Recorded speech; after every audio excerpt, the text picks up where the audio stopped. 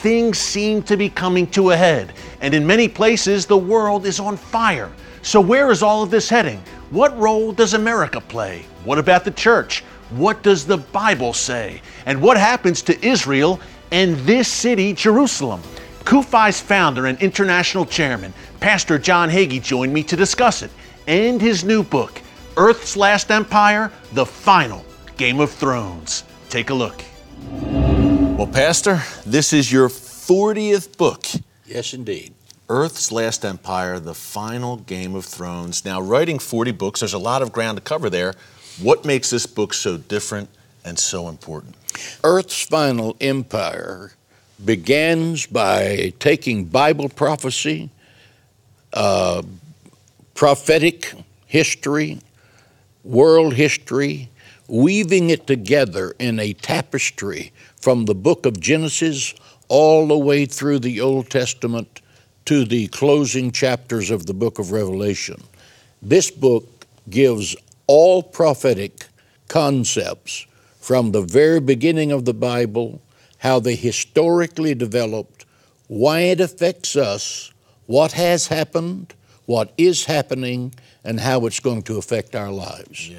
And it's written in a way that it's an easy read. It doesn't require a scholar to understand this. This was written in a way that an average person can understand this book. As you get into in the book, from Daniel and Ezekiel, much more, there's a lot more to Bible prophecy. Most people who are listening right now have never heard this in their life, but I show them in the book exactly how Daniel calculates that there's going to be, from the time Jesus puts his foot on the Mount of Olives until he starts the New Jerusalem era, a 75-day gap. In that 75 days, there's going to be the judgment of the nations.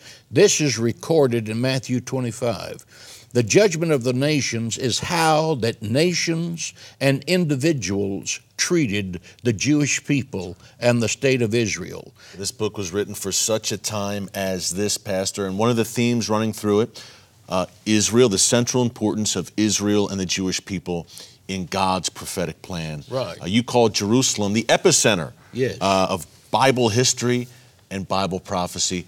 Explain what you mean by that. Jerusalem in the Bible is called the city of God. There's no other city in the earth that has that privilege. The Bible says that God has placed his name there. The integrity of God rests upon the well-being of Jerusalem. David said, "Pray for the peace of Jerusalem, they shall prosper that love you." Pray for the peace of Jerusalem, because above all cities on the earth, the Bible says the eyes of God are continuously on that city. He uses the city as an expression of his security. As the mountains are round about Jerusalem, so is the Lord round about his people forever. This is the place where Abraham proved to the God he could not see by pure faith that he would be loyal to him. Then Jerusalem was captured 3,000 years ago by King David from the Jebusites. Jerusalem is where Isaiah and Jeremiah penned the principles of righteousness that became the moral foundations of Western civilization. Jerusalem is where Jesus Christ, who is the founder of our faith, was crucified for the sins of the earth. This is where he rode into Jerusalem and announced himself as the Messiah. Jerusalem is the shoreline of eternity, because from Jerusalem you can see forever and forever that it is the epicenter of all prophetic events. The future of the world is not going to be determined by Berlin or Paris or the World Court or Washington, D.C. The city of cities is going to be the city of Jerusalem. President Trump made the very historic, important move of moving the U.S. Embassy to Jerusalem in 2018. You delivered a stirring benediction speech at the ceremony, which we'll never forget. How does that move, the move of the U.S. Embassy to Jerusalem, how does that fit into this picture? How does that relate to Bible prophecy? Well, God said in the book of Deuteronomy that he was going to make Israel the head of the nations. You shall be the head and not the tail. You will be the decision maker. You will not be the result of a decision, but you are going to be the decision maker.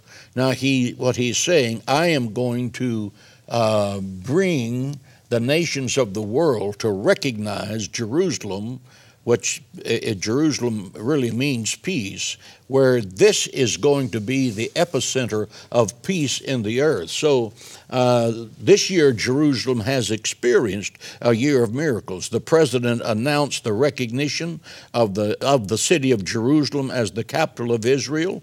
The president moved the embassy to Jerusalem in a very controversial decision. And why was it controversial? Because every time the president would call for the Palestinians to come to the peace table, they immediately said, well, the issue of Jerusalem has not been settled.